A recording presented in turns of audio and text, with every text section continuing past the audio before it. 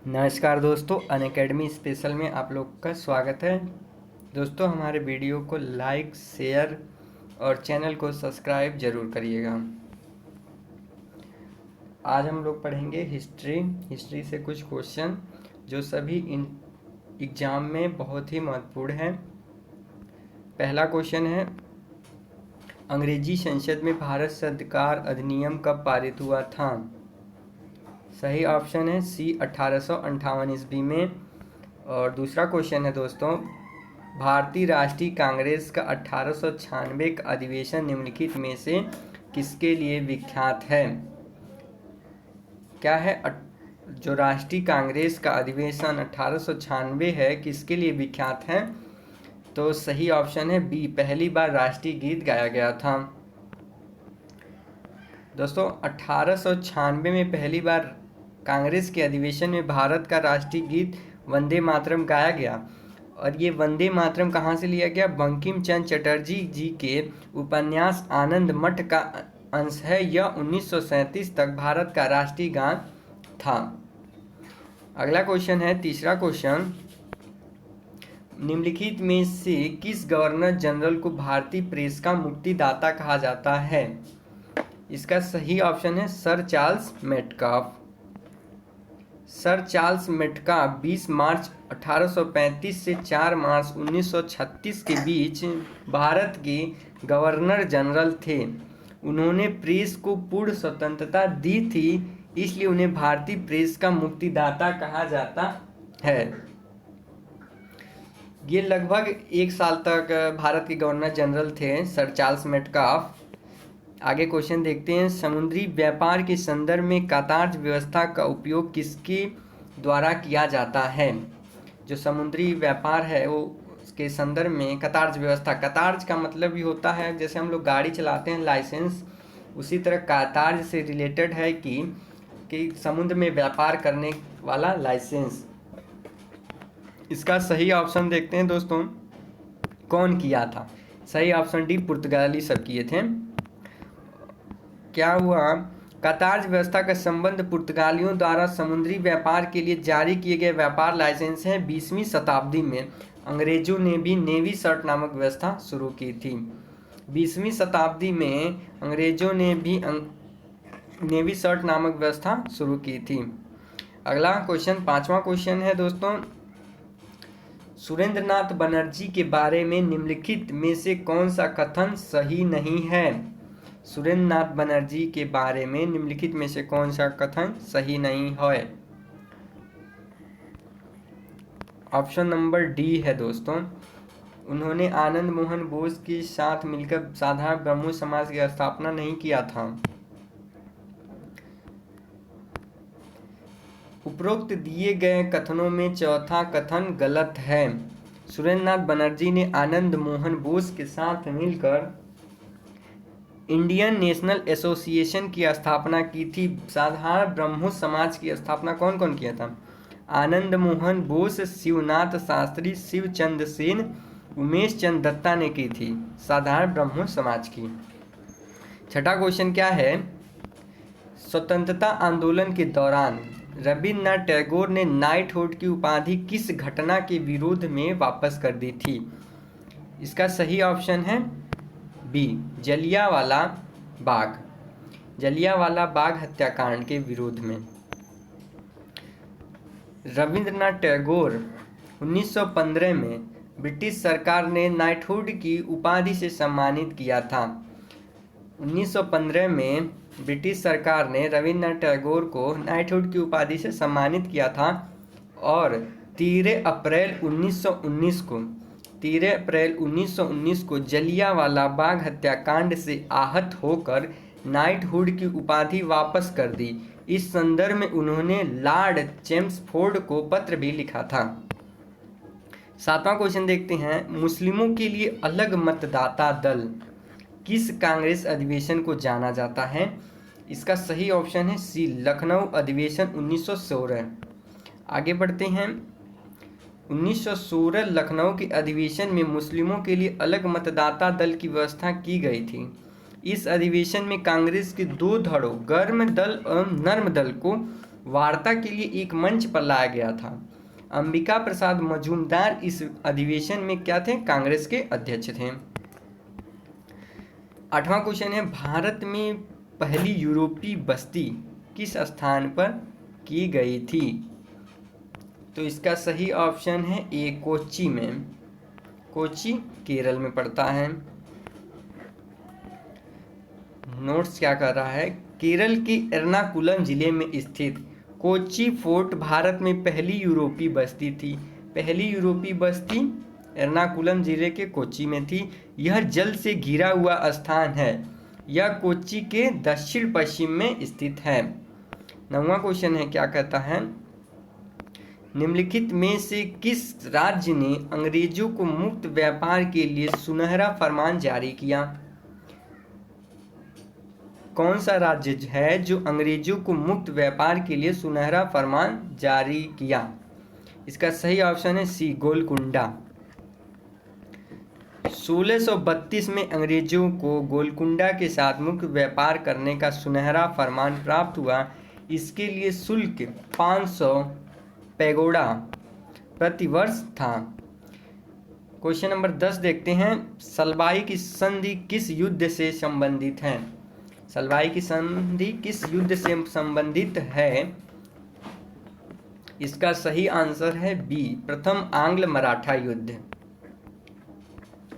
Notes, प्रथम आंग्ल मराठा युद्ध के बाद 17 मई 1782 को सलवाई की संधि पर हस्ताक्षर किए गए थे। इस संधि पर मराठा साम्राज्य के प्रतिनिधियों और ब्रिटिश ईस्ट इंडिया कंपनी के प्रतिनिधियों द्वारा हस्ताक्षर किए गए थे। इस संधि के द्वारा अंग्रेजों ने सलसीत और भरूच पर अपना नियंत्रण कायम रखा। अगला क्वेश्चन है दोस्तों 11 नंबर, बक्सर की लड़ाई जो हुई थी, बक्सर की लड़ाई ईस्ट इंडिया कंपनी द्वारा किसके साथ लड़ी गई?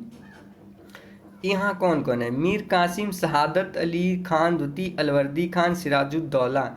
सही ऑप्शन है ए, ए का मतलब मीर कासिम।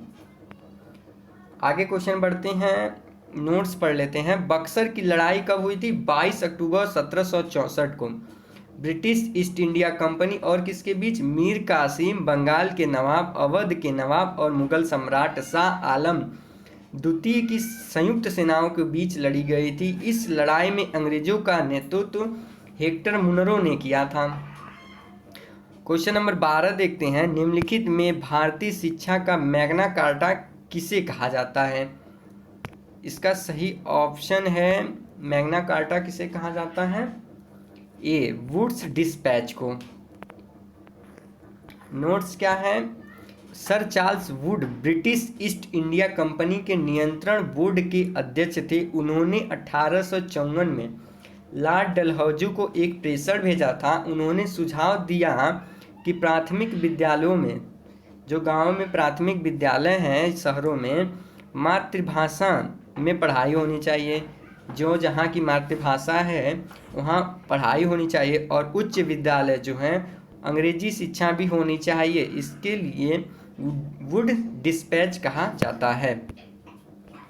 वर्नाकुलम, क्वेश्चन नंबर 13 है, वर्नाकुलम प्रेस अधिनियम और शस्त्र अधिनियम किस वायसराय के द्वारा पारित किया गया था?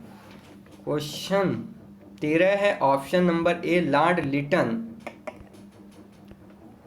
लॉर्ड लिटन 1876 से 1880 के दौरान भारत के वायसराय थे। 1876-78 के अकाल को लॉर्ड लिटन जो थे 1876 से 1880 मतलब 4 साल भारत के वायसराय थे और 76 और 78 के बीच 2 साल अकाल को सही ढंग से, अकाल पड़ा, अकाल को सही ढंग से न संभाल पाने के कारण उनकी कड़ी आलोचना, निंदा हुई।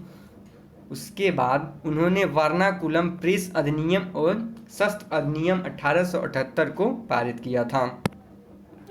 क्वेश्चन नंबर 14 देखते हैं, भारत में किस वायसराय की हत्या उनके कार्यकाल के दौरान की गई थी? अब ये कौन है जिनके कार्यकाल में ही हत्या हो गई थी? ऑप्शन ए, लॉर्ड मेयो थे। उनको कौन मारा था? लॉर्ड वायसराय भारत के ऐसे वायसराय थे जिनकी हत्या उनके कार्यकाल के दौरान ही हुई थी। 1872 में अंडमान द्वीप के पोर्ट ब्लेयर में एक निरीक्षण यात्रा के दौरान पठान ने उनकी हत्या कर दी थी। क्वेश्चन 15 देखते हैं। लॉर्ड रिपन ने हंटर आयोग का गठन किसके लिए किया गया था? सही ऑप्शन है भारत में शिक्षा सुधार के लिए। लॉर्ड रिपन, नोट्स क्या कहता है, लॉर्ड रिपन ने 3 फरवरी 1882 को सर विलियम हंटर की अध्यक्षता में शिक्षा आयोग को गठन किया था। विलियम हंटर वायसराय की कार्यकारी परिषद के सदस्य थे। इस आयोग ने भारत में शिक्षा सुधार के लिए, प्रारंभिक शिक्षा, उच्च शिक्षा में सुधार के लिए कई महत्वपूर्ण सुझाव दिए थे। अगला क्वेश्चन 16 नंबर क्वेश्चन है, भारतीय टंकण एवं कागजी मुद्रा अधिनियम किस वायसराय ने पारित किया था? सही ऑप्शन है सी, लॉर्ड कर्जन। लॉर्ड कर्जन जो थे वो भारतीय टंकण कागजी मुद्रा अधिनियम लाए थे। नोट्स पढ़ लेते हैं। जनवरी 1899 में लॉर्ड कर्जन को भारत का वायसराय नियुक्त किया गया था।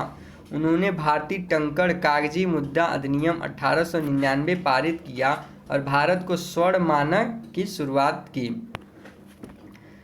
क्वेश्चन नंबर 17 दोस्तों, निम्नलिखित में से किसे मराठा मैकियावेली कहा जाता है?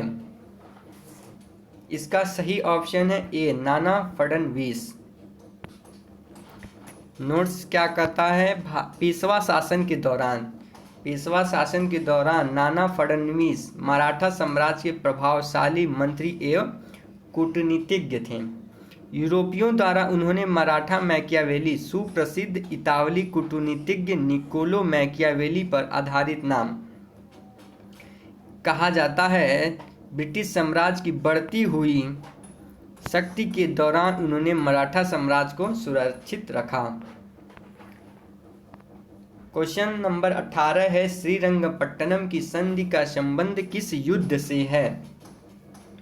इसका सही ऑप्शन है बी, तृतीय आंग्ल मैसूर युद्ध से है श्रीरंगपट्टनम की संधि। नोट्स पढ़ लेते हैं, देखते हैं क्या लिखा है। तृतीय आंग्ल मैसूर युद्ध के बाद 18 मार्च 1772 को श्रीरंगपट्टनम की संधि पर हस्ताक्षर किए गए थे। इस संधि पर ब्रिटिश ईस्ट इंडिया कंपनी की ओर से लॉर्ड कॉर्नवालिस और हैदराबाद के निजाम का प्रतिनिधित्व, मराठा साम्राज्य के प्रतिनिधि और मैसूर शासक टीपू सुल्तान ने हस्ताक्षर किए थे।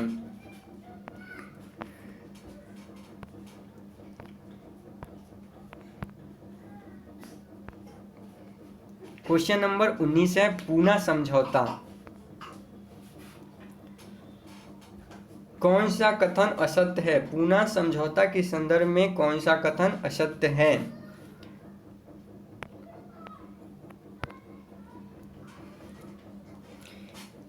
दोस्तों इसका सही आंसर है ए। इस जो आंसर है वो गलत हुआ। यह समझौता जवाहरलाल नेहरू और अंबेडकर के बीच नहीं हुआ था, इसलिए यह असत्य है। यह उपरोक्त में पहला कथन असत्य है। पूना जो समझौता हुआ था महात्मा गांधी और भीमराव अंबेडकर के बीच हुआ था। क्वेश्चन नंबर 20,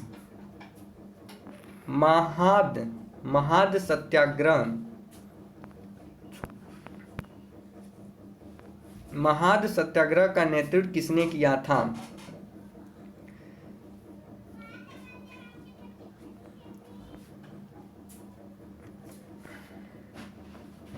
इसका सही ऑप्शन है बी, डॉक्टर भीमराव अंबेडकर।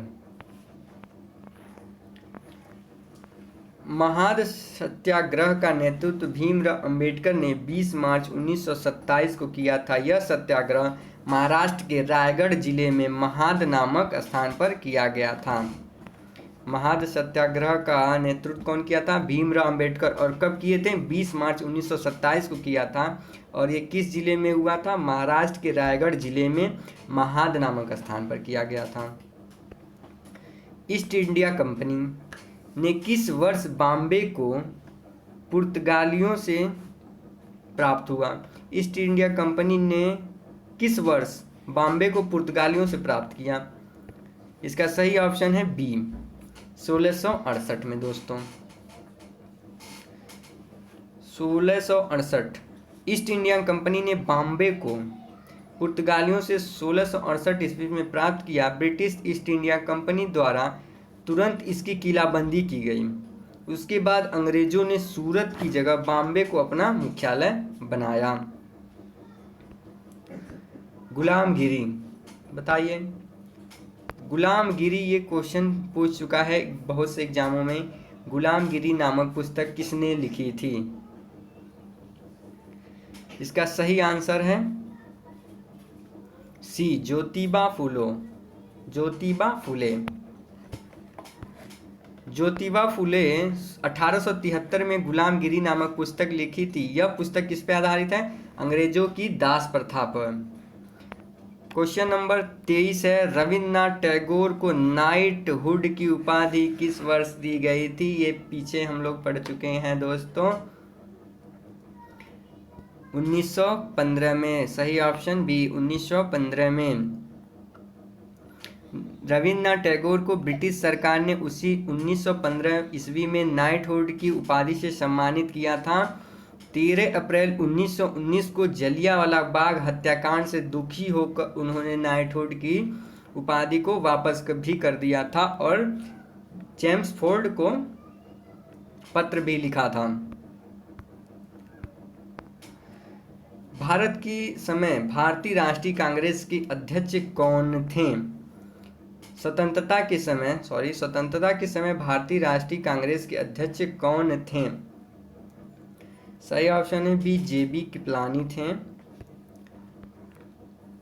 जीवंत राम भगवान दास कृपलानी भारत के, जेबी कृपलानी का फुल फॉर्म नाम है जीवंत राम भगवान दास कृपलानी भारत की स्वतंत्रता के समय कांग्रेस के अध्यक्ष थे। कृपलानी एक दार्शनिक, गांधीवाद, समाजीवाद, पर्यावरणविद और स्वतंत्रता सेनानी थे। क्वेश्चन नंबर 25 दोस्तों देखते हैं, भारतीय पुरातत्व विभाग को अस्थायी संस्था कब बनाया गया? सही ऑप्शन है सी ऑप्शन है दोस्तों, 1916 में भारतीय पुरातत्व विभाग की स्थापना 1861 में अलेक्जेंडर कनिंघम ने की थी। वर्ष 1916 में इसे अस्थायी संस्था बनाया गया। सुभाष चंद्र बोस ने अंतरिम सरकार की स्थापना कब की थी? सुभाष चंद्र बोस ने अंतरिम सरकार की स्थापना कब की थी? इसका सही ऑप्शन सी, 1943 में।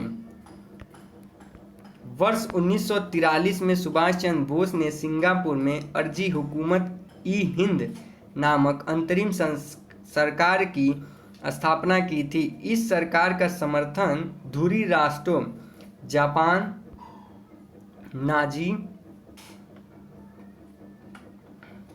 जर्मनी, इटली और उनके सहयोगियों ने किया। इस सरकार में सुभाष चंद्र बोस को प्रधानमंत्री, रक्षा मंत्री और विदेश मंत्री बनाया गया था।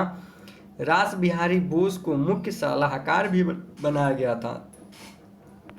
दोस्तों क्वेश्चन नंबर 27 देखते हैं, निम्नलिखित में से किस आंदोलन की शुरुआत नमक कानून को तोड़ने में हुई थी? निम्नलिखित में से किस आंदोलन की शुरुआत नमक कानून को तोड़ने से हुई थी? इसका सही ऑप्शन है बी, सविनय अवज्ञा आंदोलन। महात्मा गांधी ने 12 मार्च 1930 को साबरमती से यात्रा शुरू की। यह यात्रा 6 अप्रैल 1930 को दांडी नामक स्थान पर हुई। गांधी जी ने दांडी में नमक बनाकर ब्रिटिश सरकार के नमक कानून को तोड़ा। किस समाजवादी नेता ने जेल से भागकर भारत छोड़ो आंदोलन में हिस्सा लिया? किस समाजवादी नेता ने जेल से भागकर ही भारत छोड़ो आंदोलन में हिस्सा लिया? वो कौन था भाई? Ram Manohar Lohia. Option number A Ram Manohar Lohia ji ने थे। राम मनोहर लोहिया का जन्म जो हुआ था 23 मार्च 1910 अकबरपुर में हुआ था। वे स्वतंत्रता सेनानी और समाजवादी थे। वे कांग्रेस सोशलिस्ट पार्टी के सह संस्थापक भी थे। क्वेश्चन नंबर 29 है, बक्सर की जो लड़ाई के बाद बंगाल के नवाब की गद्दी पर किसने बिठाया गया? बक्सर की लड़ाई के बाद बंगाल के नवाब की गद्दी पर किसे बिठाया गया? सही ऑप्शन है सी मीर जाफर। बक्सर की लड़ाई 1764 में हुई थी। इस लड़ाई के बाद मीर जाफर बंगाल के नए नवाब बने। दोस्तों क्वेश्चन नंबर 30, स्वदेश बंधव की स्थापना किसने की थी?